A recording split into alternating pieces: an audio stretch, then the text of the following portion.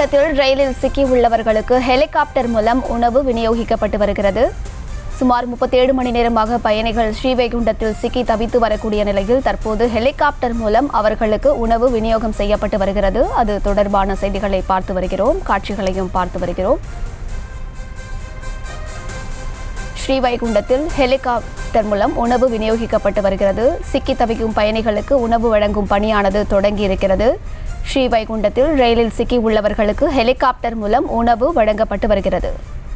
மேலும் விவரங்களை கொடுப்பதற்காக செய்தியாளர் வினோத் இணைப்பில் இருக்கிறார். அவரிடம் பேசலாம். வினோத், விவரங்கள்.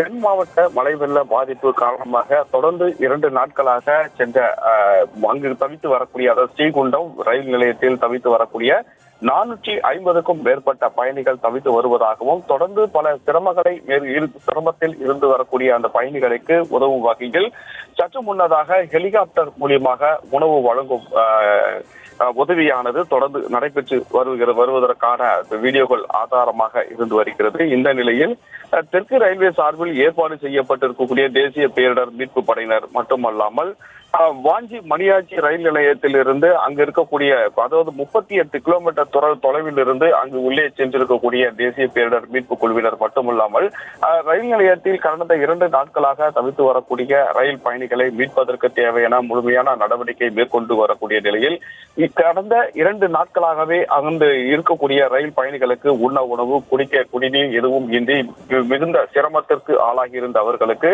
சற்று முன்னதாக ஹெலிகாப்டர் மூலியமாக உணவு வழங்கும் இந்த நிகழ்வானது தொடர்ந்து நடைபெற்று வருகிறது. இதில் சுமார் பேக்கெட் செய்யப்பட்ட உணவுப் பொருட்கள் அங்கு இருக்கக்கூடிய ரயில் பயணிகளுக்கு ஹெலிகாப்டர் மூலியமாக வழங்கப்பட்டு வருகிறது.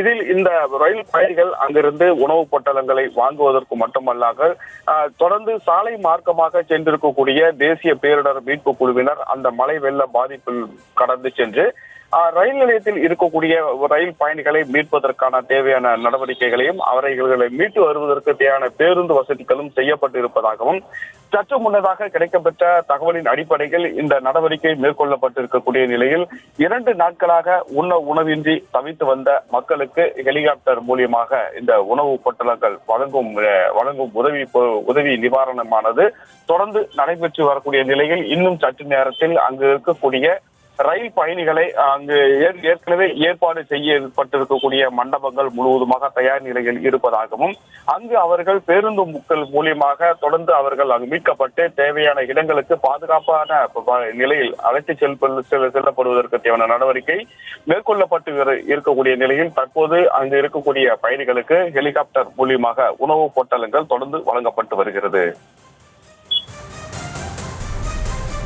விவரங்களை வழங்கியமைக்கு நன்றி வினோத்குமார். செய்திகளை உடனுக்குடனும் துல்லியமாகவும் தெரிந்து கொள்ள சப்ஸ்கிரைப் பண்ணுங்க.